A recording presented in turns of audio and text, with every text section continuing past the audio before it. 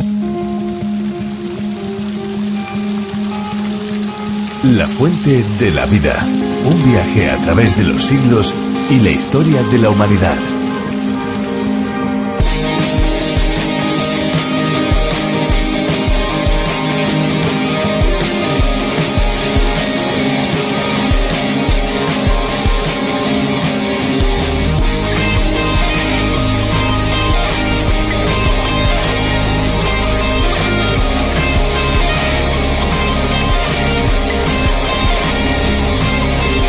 Mantener una correcta hidratación es necesario para cualquier persona, pero es especialmente importante en niños y ancianos. Los niños son como pequeños terremotos que van de aquí para allá todo el día y deben compensar la pérdida del líquido provocada por su gran actividad física. Los ancianos, por el contrario, ya no tienen tanta actividad como tuvieron, pero con el paso de los años el porcentaje corporal del agua disminuye. En las personas mayores decrece hasta el 50%. Esta pérdida de agua afecta a todos los tejidos del organismo. Muchos ancianos no ingieren la cantidad de líquido requerida y esto repercute seriamente sobre su organismo.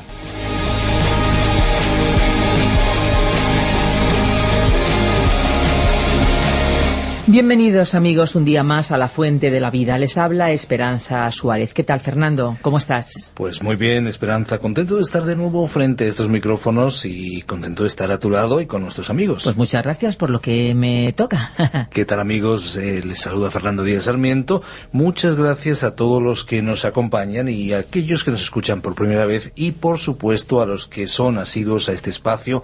Para ellos nuestra bienvenida también está asegurada. La Fuente de la Vida es un espacio de 30 minutos, seguramente un espacio diferente a lo que tal vez ustedes estén acostumbrados a escuchar. De lunes a viernes nos subimos a este tren radiofónico en el que parada tras parada vamos recorriendo el libro de los libros. Un viaje de larga duración porque vamos a estar con todos ustedes 5 años. Este espacio toma su idea de la versión original denominada A través de la Biblia, que fue desarrollada por el teólogo John Vernon McGee. Para España ha sido el profesor de Biblia y Teología Virgilio Bagnoni el que lo ha adaptado y traducido. Nosotros se lo presentamos de una forma muy refrescante. La Fuente de la Vida. Y en este viaje también hay lugar para la música, por eso cada día seleccionamos detenidamente una canción para que nuestros amigos que nos siguen puedan disfrutarla. Pues vamos a escuchar esa canción que tenemos preparada. Adelante.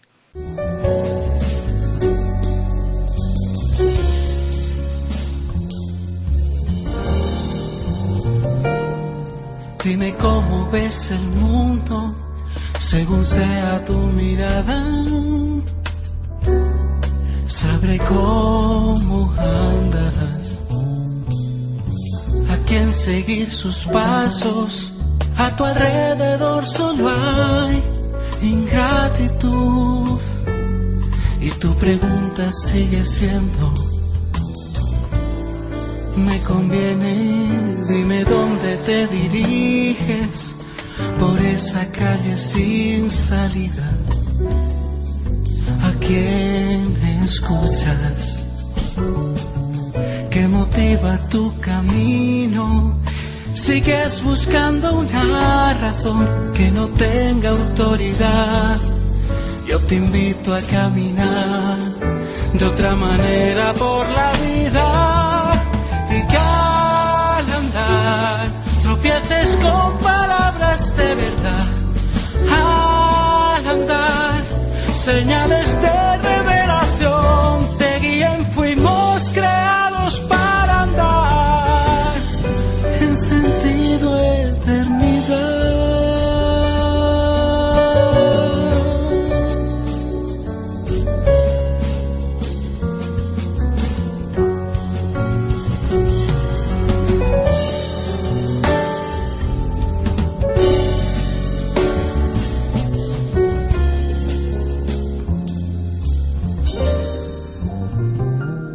Te cuento cómo veo el mundo, esta es mi mirada. Podrás abrazarla, sé a quién seguir. A mi alrededor encuentro reconciliación. Mi respuesta es siempre: me conviene y sé dónde me dirijo, camino a la eternidad. Sin mi incertidumbre que empuja mis pasos, solo puedes sembrar paz viviéndola. Yo te invito a caminar de esta manera por la vida y que al andar tropieces con palabras de verdad. Al andar señales de revelación te guíen, fuimos creados para andar en sentido de eternidad.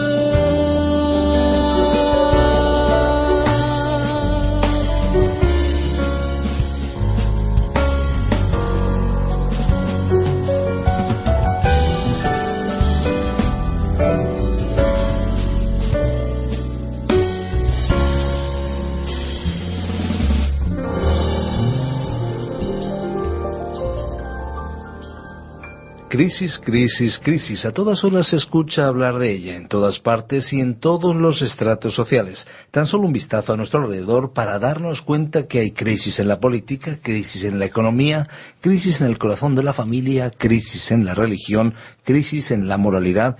Crisis, crisis. Pero ¿quién o qué provoca la crisis? ¿Dónde se origina?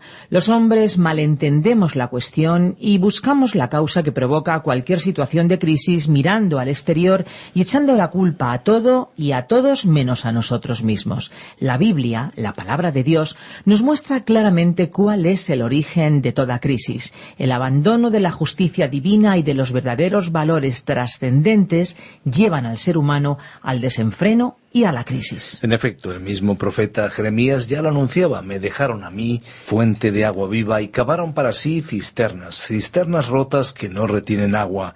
La crisis ha de ser resuelta en el interior del corazón, amigos, en el interior del corazón humano, y el Evangelio, las buenas noticias de Jesús, aún siguen siendo precisamente eso, buenas noticias de Dios para el hombre de cada siglo y el hombre, ¿por qué no?, del siglo XXI. Nosotros abrimos la palabra de Dios y en esta ocasión les invitamos a que busquen el capítulo 25 del libro de Génesis y nos acompañen. Vamos ya a escuchar a Virgilio Bagnoni. La fuente de la vida. Génesis capítulo 25. Este es otro capítulo importante de la Biblia. Nos relata la muerte de Abraham y el nacimiento de los hijos de Isaac y Rebeca, los mellizos Esaú y Jacob. Se mencionan las generaciones de Ismael, así como también las generaciones de Isaac. Luego, se incluye el incidente relacionado con la primogenitura. Aunque este capítulo concluye el relato de la vida de Abraham, en realidad su historia finalizó en el capítulo 23, cuando envió a su siervo a encontrar una esposa para Isaac. Extraeremos de estos pasajes bíblicos algunas lecciones. Leeremos los primeros 2 versículos que nos cuentan que Abraham se casó con Cetura y tuvo más hijos. Abraham volvió a tomar mujer y su nombre era Cetura. Y ella le dio a luz a Zimram, a Joksán, a Medán, a Madián, a Isbac y a Súa. Vemos que después de la muerte de Sara, Abraham se volvió a casar y tuvo otros 6 hijos. Cualquiera hubiera pensado que a su edad el patriarca era incapaz de tener más hijos. Humanamente hablando, podría haber sido así. Pero Dios había obrado milagrosamente en él. No solo había tenido a su hijo Isaac, sino que aquí le vemos tener otros hijos que a su vez dieron origen a naciones. Con todo, la descendencia de la promesa de Dios permaneció vinculada a Isaac. Resulta interesante que se citen aquí a Medán y a Madián, que darían origen a los madianitas y medanitas en la descendencia de Abraham. Los otros hijos no originaron pueblos que podamos identificar. Es significativa la inclusión de los madianitas, que más adelante se entrecruzarán con el pueblo de Israel, porque Moisés fue a la tierra de Madián y tuvo una esposa de ese pueblo. Pero recordemos que la descendencia de la promesa de Dios a Abraham estaba ligada a su hijo Isaac, no a Ismael ni a estos descendientes aquí citados. Antes de morir, Abraham aún reconoció a Isaac como el hijo escogido. Leamos los versículos 5 al 11. Abraham dio a Isaac todo lo que poseía, y a los hijos de sus concubinas Abraham les dio regalos, viviendo aún él, y les envió lejos de su hijo Isaac hacia el este a la tierra de oriente. Estos fueron los años de la vida de Abraham, 175 años. Abraham expiró y murió en buena vejez, anciano y lleno de días, y fue reunido a su pueblo. Y sus hijos Isaac e Ismael le sepultaron en la cueva de Macpela, en el campo de Efrón, hijo de Zoar Eteo, que está frente a Mamre, en el campo que Abraham compró a los hijos de Et. Allí fue sepultado Abraham con Sara su mujer. Y sucedió que después de la muerte de Abraham, Dios bendijo a su hijo Isaac. Y habitó Isaac junto a Beer Lahai Roi. Aquí se declara que Abraham dejó a Isaac todas sus posesiones, lo cual confirmó la posición de éste como fundador de la nación, que, descendiendo de él, llevaría el nombre de Israel. Después del entierro de Abraham, Isaac regresó al lugar donde había conocido a Rebeca. Entre los versículos 12 y 18 se citan las generaciones de Ismael, el hijo de Abraham, y de Agar, la sierva egipcia de Sara. Como hemos destacado en un programa anterior, el Espíritu Santo utiliza este método en el libro del Génesis. En primer lugar, se cita la línea de descendencia secundaria, que después es dejada de lado y ya no se menciona más. En segundo lugar, se cita y se sigue la descendencia por medio de la cual Dios cumplió su plan de redención, que culminó al llegar hasta Cristo. Por ese motivo, una vez presentada la descendencia de Ismael, ahora el texto continúa con la descendencia de Isaac. Leamos los versículos 19 al 26, en que se reanuda el relato de la vida de Isaac, y se menciona el nacimiento de Esaú y Jacob. Estas son las generaciones de Isaac, hijo de Abraham. Abraham engendró a Isaac. Tenía Isaac 40 años cuando tomó por mujer a Rebeca, hija de Betuel arameo de Padán Aram, hermana de Labán arameo. Y oró Isaac al Señor en favor de su mujer, porque ella era estéril. Y le escuchó el Señor, y Rebeca, su mujer, concibió. Y los hijos luchaban dentro de ella, y ella dijo, si esto es así, ¿para qué vivo yo? Y fue a consultar al Señor, y el Señor le dijo, 2 naciones hay en tu seno, y 2 pueblos se dividirán desde tus entrañas. Un pueblo será más fuerte que el otro, y el mayor servirá al menor. Y cuando se cumplieron los días de dar a luz, he aquí había mellizos en su seno. Salió el primero, rojizo, todo velludo como una pelliza, y lo llamaron Esaú. Y después salió su hermano, con su mano asida al talón de Esaú, y le llamaron Jacob. Isaac tenía 60 años cuando ella los dio a luz. Comentemos brevemente este párrafo que comienza con una frase que nos recuerda el principio del Evangelio según Mateo, en estas palabras: Abraham engendró a Isaac, e Isaac a Jacob. Acabamos de ver que Abraham tuvo varios hijos, pero este pasaje enfatiza que sus genealogías no se siguen, solo se sigue la de Jesús. Las descendencias de Ismael, Madián y otros nombres solo aparecerán una y otra vez cuando se crucen con los descendientes de Isaac, pero no se comentarán. Resulta interesante observar que Rebeca, como en el caso de Sara, era estéril, pero Isaac oró a Dios por ella y entonces ella quedó embarazada y dio a luz mellizos. La lucha entre estos dos hijos representa la lucha que tiene lugar en la actualidad entre los pueblos árabe e israelí. Rebeca no comprendió lo que estaba sucediendo y en su frustración consultó al Señor. De estos hijos se originarían dos naciones que desde su mismo origen estarían luchando por la supremacía. Según aquella declaración de Dios y contrariamente a la práctica usual, el hijo mayor serviría al menor. Isaac y Rebeca habían estado casados por unos 20 años cuando estos niños nacieron. El que nació primero fue considerado el mayor y se le llamó Esaú por ser velludo y pelirrojo. Al segundo hijo le llamaron Jacob, que significaba el usurpador o el suplantador, porque incluso naciendo aferraba a su hermano por el talón tratando de ocupar su lugar. Leamos los versículos 27 y 28, donde se nos cuenta la situación de aquella familia y cómo Esaú vendió su primogenitura a Jacob.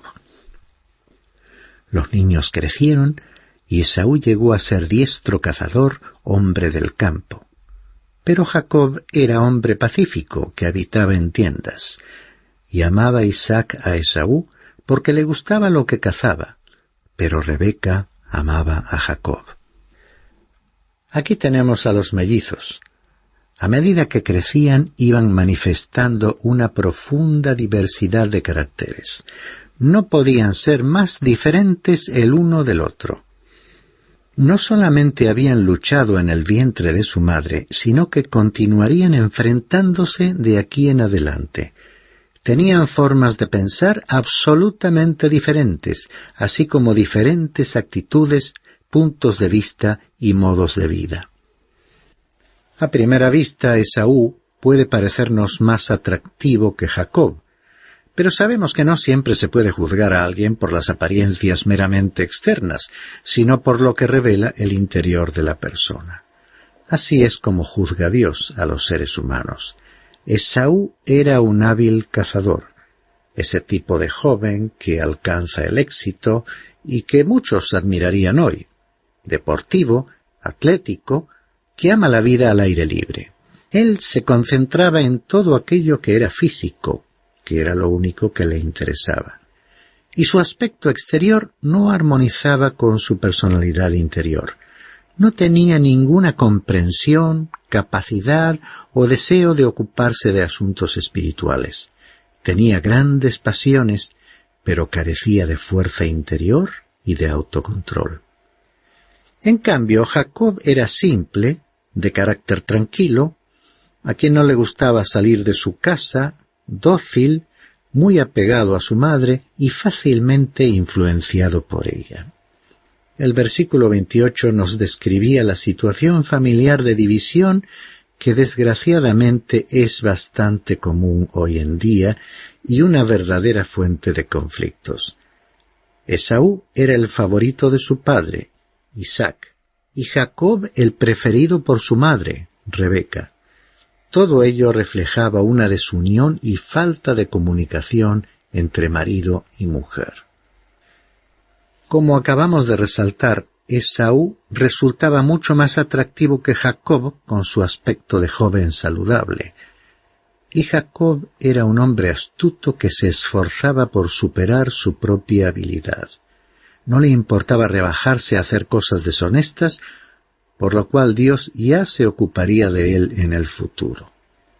El detalle interesante es que aunque Esaú pareciese exteriormente más atractivo, en su interior no tenía capacidad para relacionarse debidamente con Dios. Si alguna vez existió alguien típicamente mundano o materialista, él era precisamente esa persona. Su concepción de la vida estaba centrada únicamente en el aspecto físico. En contraste, Jacob, en lo más profundo de su ser, tenía un deseo por las realidades espirituales. Le llevó a Dios algún tiempo remover ciertas facetas de su carácter que como escombros obstaculizaban que de su interior saliesen a la superficie sus valores y deseos espirituales. Finalmente, la obra de Dios en la vida de Jacob, que se relata en gran parte del libro del Génesis, culminaría con éxito, por lo cual comprobaremos que en realidad él fue durante toda su vida un hombre que tenía conciencia de pertenecer a Dios, aunque no lo demostrase hasta una edad avanzada. A continuación, el relato llega a un incidente que ocurrió en el hogar, porque las respectivas preferencias de los padres ocasionarían dificultades y conflictos. Leamos los versículos 29 al 32. Un día, cuando Jacob había preparado un potaje, Esaú vino del campo agotado. Y Esaú dijo a Jacob: «Te ruego que me des a comer un poco de ese guisado rojo, pues estoy agotado». Por eso lo llamaron Edom. Pero Jacob le dijo: «Véndeme primero tu primogenitura». Y Esaú dijo: «He aquí, estoy a punto de morir. ¿De qué me sirve, pues, la primogenitura?». Este incidente revela el verdadero carácter de ambos hermanos. Esaú regresó del campo muy cansado y, como vulgarmente se dice, muerto de hambre. Está claro que en la casa de Abraham nadie llegaría hasta el extremo de pasar hambre, pues había abundancia de comida. Pero en aquel momento no había nada preparado para comer, salvo el potaje o guiso que Jacob había cocinado. Jacob, el muchacho que siempre estaba en casa, era evidentemente un buen cocinero. Entonces Esaú le pidió de comer de aquella especie de sopa vegetal hecha de lentejas. Jacob, que era un oportunista, vio la ocasión de hacerse con el derecho a la primogenitura e intentó comprarlo. Comentando brevemente sobre el valor de la primogenitura, diremos que implicaba que aquel que lo poseyese era el jefe y el sacerdote de la familia. Tratándose de esta familia concreta, significaba que el que poseyese este derecho estaba incluido en la línea de descendencia que conducía hasta Cristo. Esaú no otorgaba a este privilegio ningún valor, y tampoco quería ser el sacerdote de la familia, con la responsabilidad que ello requería. Y Jacob lo sabía. Del diálogo que hemos leído, en el que se acordó la transacción, destacamos la frase de Esaú: «¿De qué me sirve, pues, la primogenitura?». Esta expresión nos dice mucho del valor que él asignaba a los asuntos espirituales. Pero la conducta de Jacob estaba también equivocada. Dios había prometido: «El mayor servirá al menor». La primogenitura le llegaría de todas formas a Jacob, pero en el momento establecido por Dios. Pero Jacob no fue capaz de esperar, así que se apresuró a obtenerla por sus propios medios, con habilidad y astucia, intentando conseguir con la mayor ventaja posible de la situación lo que Dios le había prometido. Trató de manipular los acontecimientos y de adelantarse a los planes de Dios. Debía haber esperado que Dios le concediese dicho derecho. Y es que Jacob actuaba bajo el principio de que, pudiendo hacer u obtener algo por sí mismo, por su propia habilidad y astucia, no veía motivo para esperar que Dios lo hiciese. Se sentía capaz de ocuparse de sus propios asuntos. Podríamos decir que, de acuerdo con la forma normal de actuar en la sociedad, lo hizo bien. Como veremos más adelante, llegaría una etapa de su vida en la que Dios le instruiría en su propia escuela, llevándole a enfrentar graves dificultades y permitiéndole sufrir a causa de la astucia de otro, concretamente de su tío Labán. Continuemos con el relato de este incidente y leamos los versículos 33 y 34. Y Jacob dijo: «Júramelo primero». Y él se lo juró y vendió su primogenitura a Jacob. Entonces Jacob dio a Esaú pan y guisado de lentejas, y él comió y bebió, se levantó y se fue. Así menospreció Esaú la primogenitura. Este relato finaliza destacando el desprecio de Esaú por los valores espirituales, que le llevó a renunciar a aquellos privilegios y responsabilidades del derecho de primogenitura, dominado por la necesidad de satisfacer una necesidad física momentánea.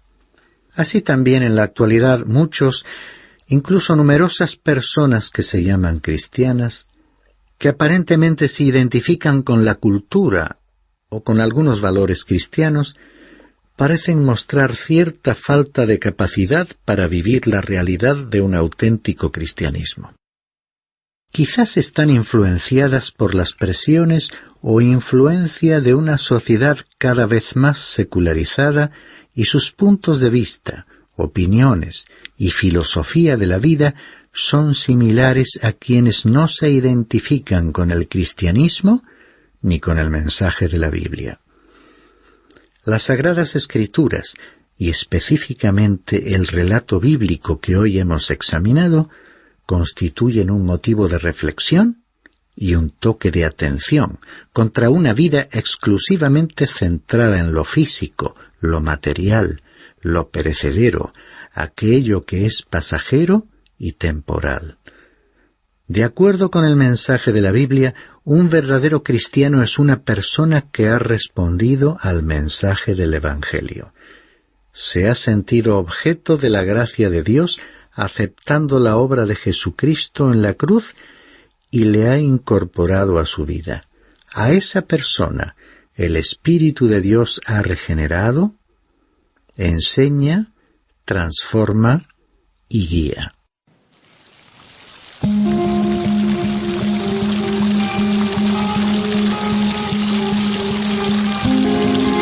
Qué importante resulta detenernos en narraciones como la de hoy, y es que la Biblia, amigos, es un libro tan actual que lo que sucedió hace siglos nos ofrece enseñanzas para el momento actual, para cada uno de nosotros. ¿No lo crees así, Esperanza? Pues sí, estoy muy de acuerdo contigo, Fernando. Además, date cuenta que no solamente la Biblia es un libro actual, lo hemos experimentado.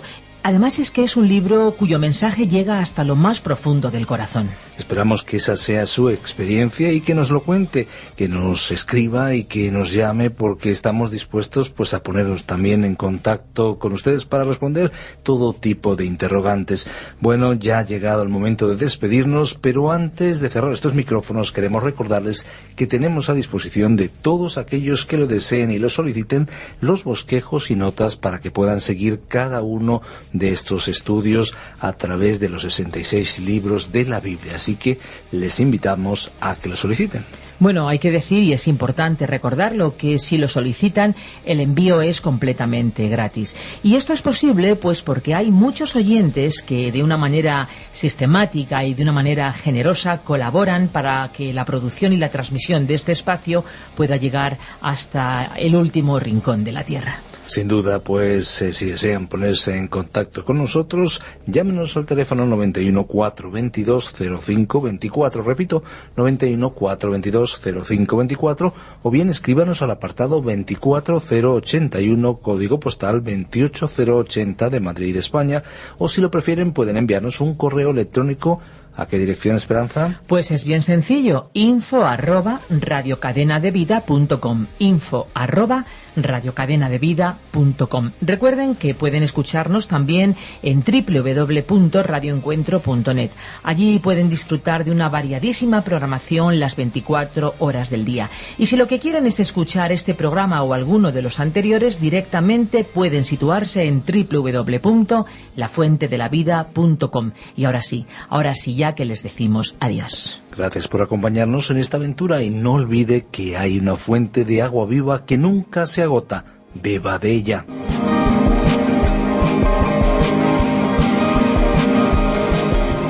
Este ha sido un programa de Radio Transmundial producido por Radio Encuentro, Radio Cadena de Vida.